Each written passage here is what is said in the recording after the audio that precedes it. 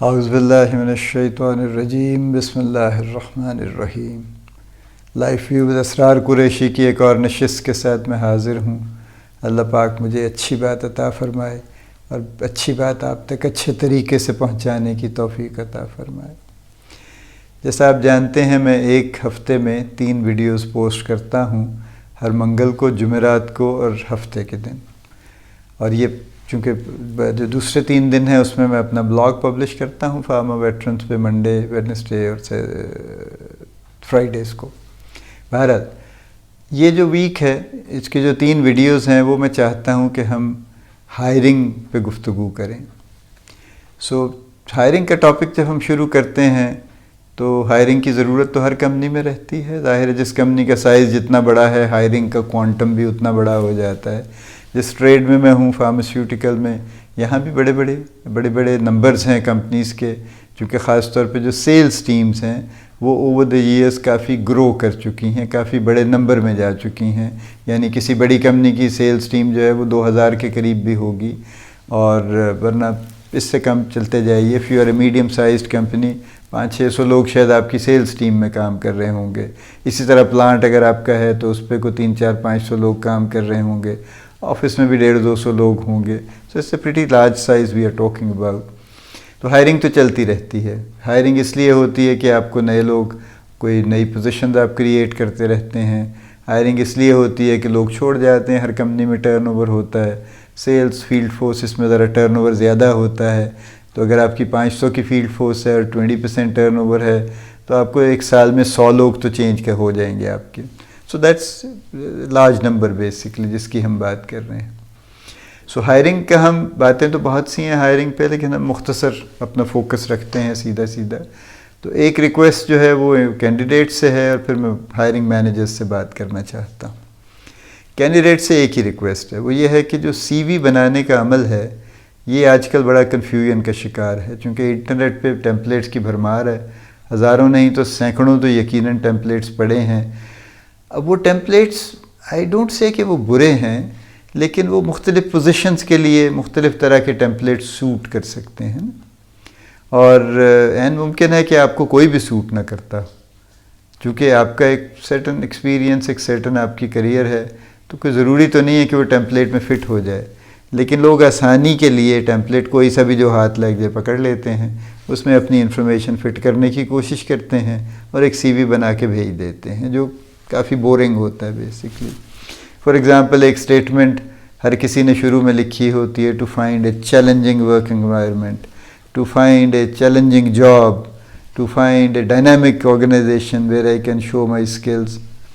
اس بات کا نہ کوئی پرپز ہے، نہ کوئی مقصد ہے۔ آپ پوچھ بھی لیجئے، ان کو پتہ بھی نہیں ہوگا انہوں نے ایگزیکٹلی کیوں لکھا ہے یہ، ویسے کہیں سے سن لیا، کہیں سے پڑھ لیا، لکھ دیا۔ اس کو چھوڑ دیں، سمپل ورڈ میں ایک ڈاکیومنٹ بنائیں، جو آپ کی جو بھی کریئر کی پروگریشن ہے، آپ کا پروفائل ہے، اس میں ڈالیں۔ کوشش کریں اپنے آپ کو شو کیس کر سکیں کہ آپ کی اچھی چیزیں کون سی ہیں جس کو ہائرنگ مینیجر کنسیڈر کر سکتا ہے۔ آگے چلتے ہیں۔ سی وی آپ نے دے دیا، آ گیا، اب آپ کسی طرح سے شارٹ لسٹ ہو گئے، ایچ آر نے کیا، لائن مینیجر نے کیا۔ انٹرویوز بہرحال مینلی لائن مینیجرز کریں گے، ایچ آر ان کو سپورٹ کرے گا، اور اس کے بعد پھر آپ ظاہر ہے کسی پروسیس میں آئیں گے۔ اب جو پہلا انٹرویو ہے، اس ویڈیو میں صرف اس پہ فوکس کرنا چاہتا ہوں۔ جو پہلا انٹرویو ہے وہ ہر صورت میں اسٹرکچرڈ انٹرویو ہونا چاہیے۔ اسٹرکچرڈ پہ میں اس لیے انسسٹ کر رہا ہوں کہ بجائے اس کے کہ باتیں ادھر سے اور ادھر سے اور کہیں آج کی اور کہیں پرسوں کی اور کوئی بہت فلسافیکل گفتگو شروع کر لی جائے، اس سے پہلے یہ ہے کہ بنیادی پروفائل تو ڈسکس ہو جانا چاہیے نا۔ تو اسٹرکچرڈ انٹرویو سے میری مراد یہ ہے کہ سب سے پہلے اس کا پورا کریئر ریویو ہونا چاہیے، کب اس نے کام شروع کیا، کن کن پوزیشنز پہ کام کیا، کس آرگنائزیشن میں کام کیا، چینجز کی تو کیوں کی، کوئی خاص وجہ تھی، کیا ہو گیا، جو بھی کریئر سے ریلیٹڈ گفتگو ہے، پرٹیکولرلی اچیومنٹس کیا تھیں، اور ان اچیومنٹس کے پیچھے محرکات یا ریزنز کیا تھیں جس سے وہ اچیومنٹس ممکن ہو سکیں۔ سو پورا کریئر تھورلی سب سے پہلے نمبر 1 پہ ریویو کرنا چاہیے۔ نمبر 2 پہ ایجوکیشن کو ریویو کرنا چاہیے۔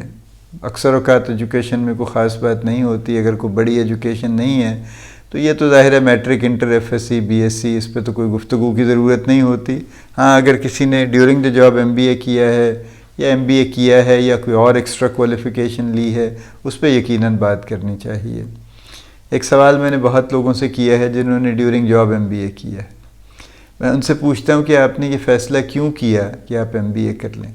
کیونکہ جاب میں رہتے ہوئے پڑھنا مشکل کام ہے، آسان نہیں ہے. ظاہر ہے آپ کہیں ایوننگ کلاسز لیں گے، اپنے آپ کو ایکسٹرا لیبر میں ڈالیں گے، اور پھر آپ پڑھائی چھوڑ چکے ہیں، you are no more a student really. پھر آپ دوبارہ سے دن میں آپ ورکنگ موڈ میں آئیں گے، شام کو آپ اسٹوڈنٹ موڈ میں آئیں گے، تو یہ آسان نہیں ہے بہرحال. تو مجھے اس کا 99.99% ایک ہی جواب ملتا ہے اس سوال کا کہ جی میں نے اس لیے ایم بی اے کیا تاکہ مجھے بہتر جاب مل جائے. فائن، لیکن ایکچولی ایم بی اے کرنے کا پرپز یہ نہیں ہے. اگر کوئی یہ کہے کہ میں نے ایم بی اے اس لیے آپٹ کیا جاب میں آنے کے بعد کہ میں جو جاب کر رہا ہوں میری پرفارمنس اس میں بہتر ہو سکے، مجھے اور سمجھ آ سکے بزنس پڑھنے کے بعد کہ بزنس کو مینیج کیسے کرنا ہے، ایڈمنسٹریشن کو کیسے مینیج کرنا، جو بھی کام ہے وہ کیسے بہتر طریقے سے کیسے ہو سکتے ہیں، تو یہ زیادہ اپروپریٹ ہے. اور اصل میں دیکھیے کہ اگر یہ ہو ایسا ہی تو اگر پرفارمنس بہتر ہو جائے گی تو ویسے ہی راستے کھل جائیں گے، جابس تو ویسے ہی بہتر مل جائیں گی پھر. لیکن ہو یہ رہا ہے کہ جو جاب وہ جیسے کر رہے تھے ایم بی اے کرنے سے پہلے، ایم بی اے کرنے کے بعد بھی ویسے ہی کر رہے تھے. اس میں کوئی ایک رتی برابر فرق ان کو محسوس نہیں ہوا، نہ انہوں نے کرنے کی کوشش کی، نہ انہوں نے اس کو اپلائی کیا اپنی لرننگ کو. اب وہ ایک ڈگری کو لے کے پھر رہے ہیں بیچارے کہ یہ ڈگری مجھے اس سے اگلے سٹیج پہ لے جائے گی، جو مشکل ہے، نہیں لے کے جاتی ایکچولی. دیکھیے ایم بی اے میں اتنی طاقت بہرحال نہیں ہے کہ اگر بندے میں جان نہیں ہے یا اس کی پرفارمنس پہ کوئی خاص بات نہیں ہے تو صرف ڈگری کے بل پہ وہ ترقی کر لے. بہت لوگ ہیں جو بیچارے ڈگری لے کے پھر رہے ہیں اور کہیں نہیں پہنچ رہے. So any way education review کرنا چاہیے، پھر اس کا ایک پرسنل پروفائل، اس کا فیملی سیٹ اپ بھی اس میں مختصراً آ جاتا ہے. لیکن امپورٹنٹ یہ ہے کہ اس کا اسکل سیٹ آئیڈینٹیفائی کیا جائے کہ اس کے اسکلز کیا ہیں، کیونکہ یہ اگلے انٹرویو میں آپ کو اس پہ فوکس کرنے کی ضرورت پیش آئے گی پھر. سو اسکلز اس کے جو بھی ہیں، ہر آدمی کے پاس کچھ نہ کچھ اسکلز وہ ایکوائر کر چکا ہوتا ہے، تو اس کے اسکلز کو آئیڈینٹیفائی کرنا ضرورت ہے. اگر سیلز کی جاب ہے تو وہ کوئی سیلنگ سے ریلیٹڈ اس کے اسکلز ہوں گے، ہو سکتا ہے کسٹمر ریلیشننگ اس کی بڑی اچھی اس کا فلیئر بہت ہو سکتا ہے اس کی کمیونیکیشن بہت اچھی ہو سکتا ہے اس کا نالج بہت اچھا ہو سکتا ہے اس کی جو کسٹمر سروس کی اسپرٹ ہے وہ بہت اچھی ہو.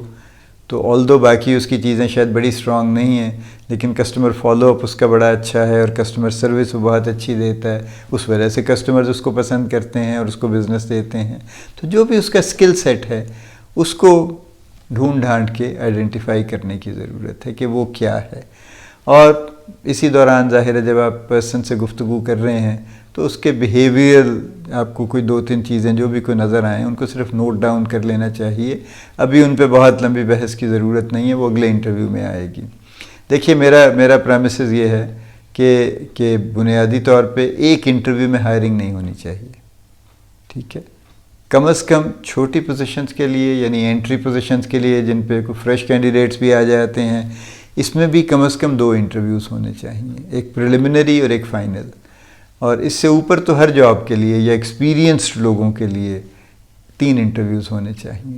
ایک پریلیمنری جس میں آپ بنیادی اسٹرکچرڈ گفتگو کریں گے، ایک پھر سیکنڈ انٹرویو اور ایک پھر تھرڈ انٹرویو جس کے بیسس پہ پھر ہائرنگ کا فیصلہ ہوگا.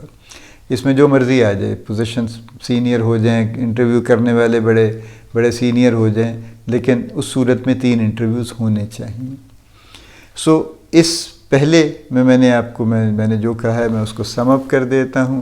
کینڈیڈیٹ سے میں نے ریکویسٹ کی ہے کہ اپنا سی وی سمپل ورڈ کے فارمیٹ میں لکھیں، ٹیمپلیٹس کو چھوڑ دیں اور اپنے آپ کو کوشش کریں مختصراً شو کیس کریں.